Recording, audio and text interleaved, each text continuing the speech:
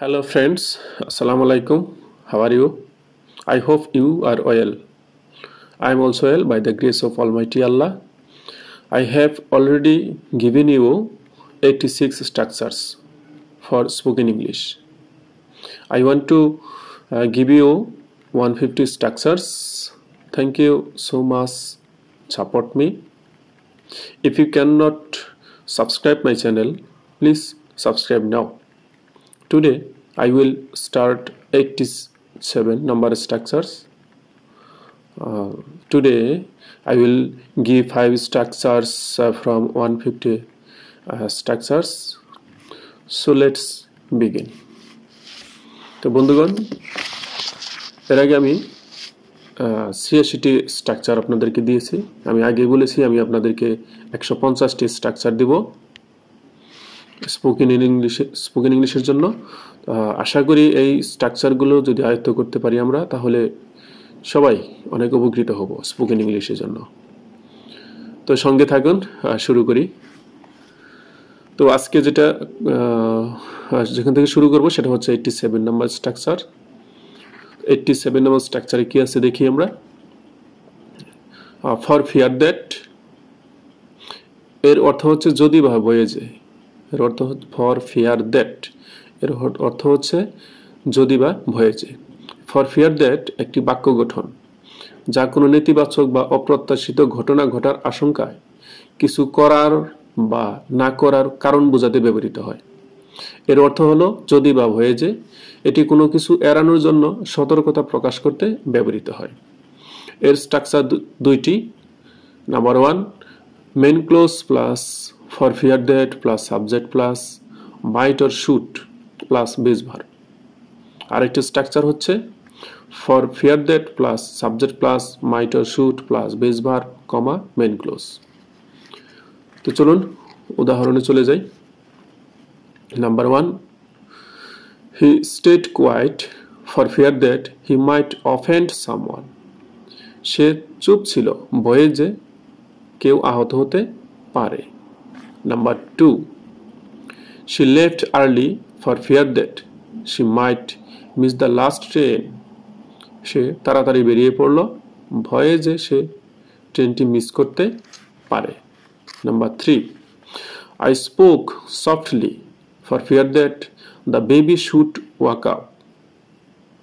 আমি আস্তে কথা বললাম ভয়ে যে শিশুটি জেগে উঠতে পারে। Number 4, he avoided the topic for fear that it might start an argument. সে বিষয়টি এড়িয়ে গেল ভয়ে যে এটি ঝগড়ার সূত্রপাত করতে পারে। Number 5, for fear that she might fail she prepared thoroughly for the exam. ভয়ে যে সে ব্যর্থ হতে পারে সে পরীক্ষার জন্য ভালোভাবে প্রস্তুতি নিল। এই বাক্যগুলোতে ফর ফিয়ার দ্যাট ব্যবহার করা হয়েছে নেতিবাচক ফলাফল এড়ানোর জন্য কিছু করার কারণ প্রকাশ করতে। তো আমি চেষ্টা করতেছি একটু দ্রুত বলার জন্য যাতে তাড়াতাড়ি শেষ করা যায়। তো আপনারা স্ক্রিনে তো দেখতে পাচ্ছেন, আশা করি যে প্রত্যেকটাই দেখে দেখে যদি প্র্যাকটিস করেন তাহলে মনে হয় না যে ইংলিশে এতটা জড়তা থাকবে। আর আমরা সবাই জানি practice makes a man perfect. Number 88, no matter how. No matter how এর অর্থ হচ্ছে যে যতই হোক না কেন বা যে যেভাবেই হোক। যে যতই হোক না কেন বা যে যেভাবেই হোক। নো ম্যাটার হাউ একটি বাক্য গঠন যা কোনো পরিস্থিতি বা মাত্রা যাই হোক না কেন সেটি মূল ফলাফলে প্রভাব ফেলবে না তা বোঝাতে ব্যবহৃত হয়। এর অর্থ হলো যে যতই হোক না কেন বা যে যেভাবেই হোক। এর স্ট্রাকচার হচ্ছে এরকম: no matter how plus adjective or adverb plus subject plus verb comma main clause. এবার আসি example. Number 1, no matter how hard he tries he can not solve the problem. সে যতই চেষ্টা করুক সে সমস্যার সমাধান করতে পারছে না। Number 2, no matter how late it is I will wait for you. সময় যতই রাত হোক আমি তোমার জন্য অপেক্ষা করব। Number 3, no matter how fast you run, you cannot catch the train now. তুমি যতই দ্রুত দৌড়ো না কেন এখন ট্রেন ধরতে পারবে না। তো আমাদের একটু আগে যেটা বলছি যে সেখানে দেখা যাচ্ছে যে অ্যাডজেক্টিভ বা অ্যাডভার্বটা হবে no matter how এর পরে। Number 4, no matter how difficult the exam is, I will give my best effort.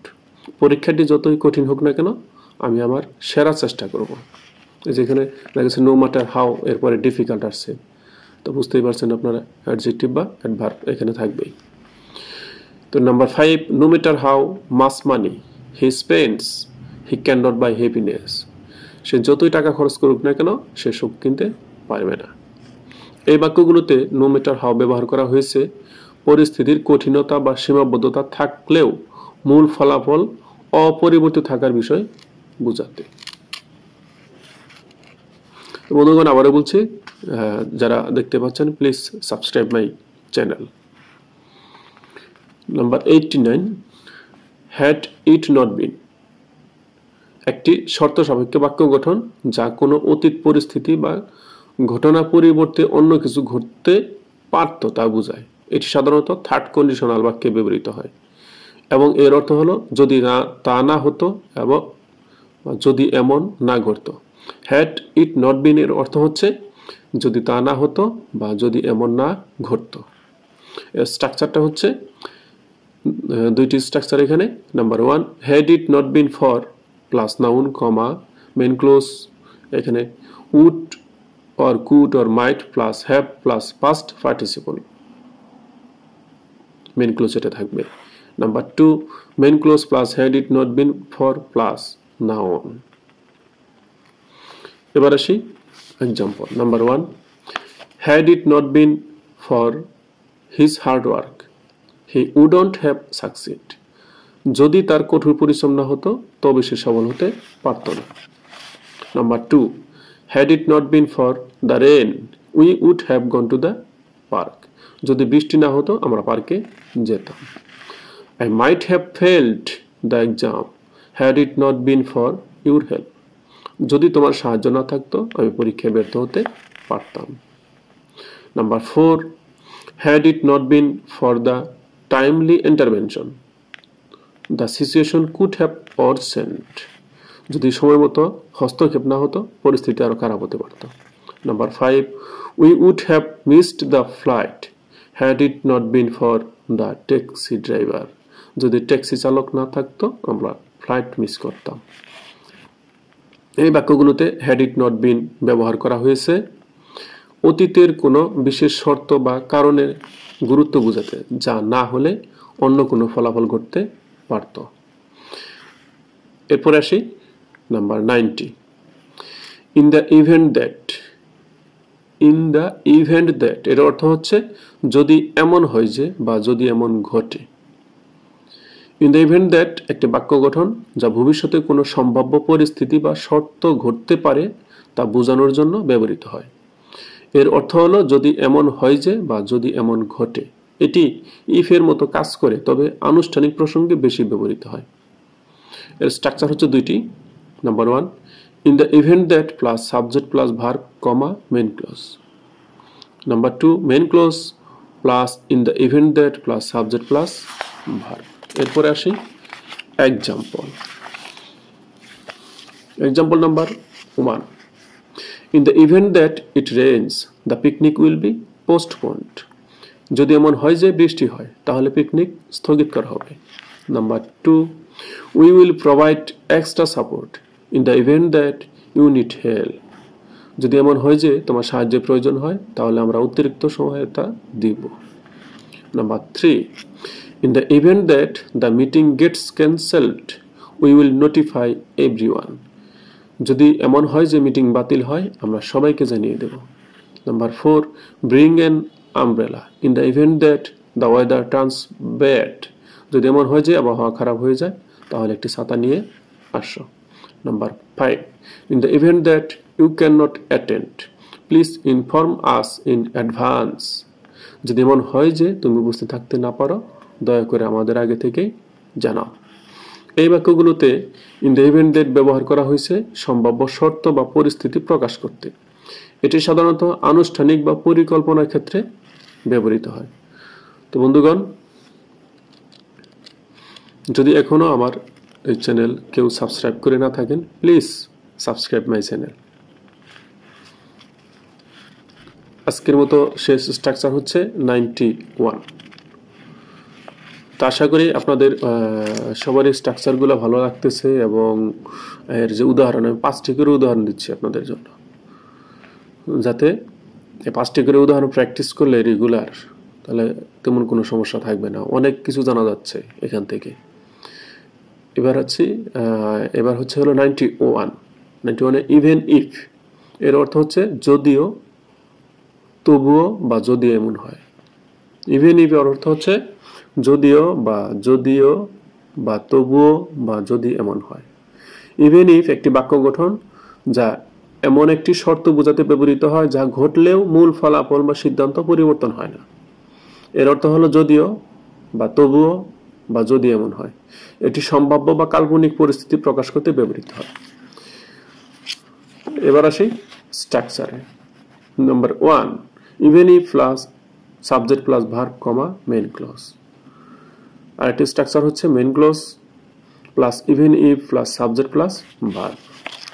এরপর আসি example. Number 1, even if it rains we will go to the park. যদিও বৃষ্টি হয় তবু আমরা পার্কে যাব। এখানে যদিও থাকবে এবং তবুও থাকবে। Number 2, I will support you even if everyone else disagrees. সবাই যদি দ্বিমত পোষণ করে তবু আমি তোমাকে সমর্থন করব। Number 3, even if she studies all night she might not pass the exam. সে সারা রাত পড়লেও হয়তো সে পরীক্ষা পাস করবে না।